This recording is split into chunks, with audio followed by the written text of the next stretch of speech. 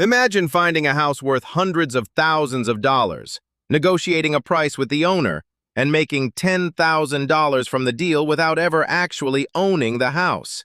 Sounds impossible, but there's a real estate strategy built around exactly that idea.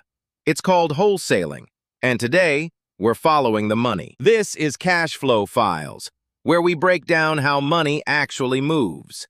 No motivational speeches, no fake overnight success stories, just the business model, the numbers, and who's getting paid. Let's start with the simplest version.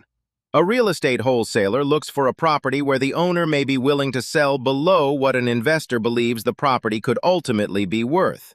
The wholesaler negotiates a purchase agreement with the seller. But instead of necessarily taking the property all the way through a traditional purchase and renovation, the wholesaler may structure the transaction so that their contractual interest is transferred to an investor, if the contract and applicable law allow it. The investor then becomes the buyer at closing, and the wholesaler can potentially earn an assignment fee or other agreed compensation. That's the basic engine. Let's say the wholesaler negotiates a purchase agreement at $150,000. Remember, this is a hypothetical example. The seller gets a number they're willing to accept. The wholesaler gets a contract that may give them a path to the transaction. And the investor gets an opportunity to buy a property at a price that could potentially leave enough room for the renovation and resale strategy. This is where the wholesaler's real work begins. They're looking for situations where a normal retail sale may not be the seller's best option. That could include a vacant property, a property needing major repairs, an inherited house, a landlord who doesn't want to deal with a problem property, or an owner who simply wants a faster, simpler transaction. The wholesaler's job isn't just finding a cheap house. It's finding a problem that an investor knows how to solve. Now let's create a completely hypothetical deal so you can see the numbers. Imagine a 3-bedroom house that needs significant repairs.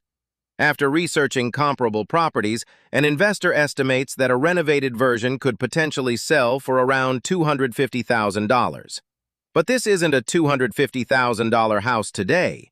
The roof needs work, the kitchen is outdated, the floors need replacing, and the investor needs room for renovation costs, holding costs, closing costs, and profit. Now comes the part everyone wants to understand. Suppose the wholesaler finds an investor willing to purchase the contractual position for $160,000, subject to the contract terms and the transaction closing. The difference between $150,000 and $160,000 is $10,000. That potential difference is the assignment fee or spread in this simplified example. The wholesaler didn't create $10,000 by magically increasing the value of the house. They created an opportunity by finding the deal, negotiating the contract, and connecting that opportunity with a buyer willing to pay more for the contractual position. But here's where social media usually leaves out half the story. Wholesaling isn't free money. A contract doesn't automatically mean a deal will close. The title could have problems. The investor could walk away. The property could be worth less than expected. The contract could restrict assignment. The seller could have circumstances that complicate the transaction. And depending on the state and exactly what you're doing, licensing and disclosure rules can matter. In other words, the money only becomes real when the transaction is structured correctly and actually closes. So why would an investor pay the wholesaler more than the wholesaler agreed to pay the seller? Because the investor isn't necessarily looking for the cheapest house in town. They're looking for a profitable deal.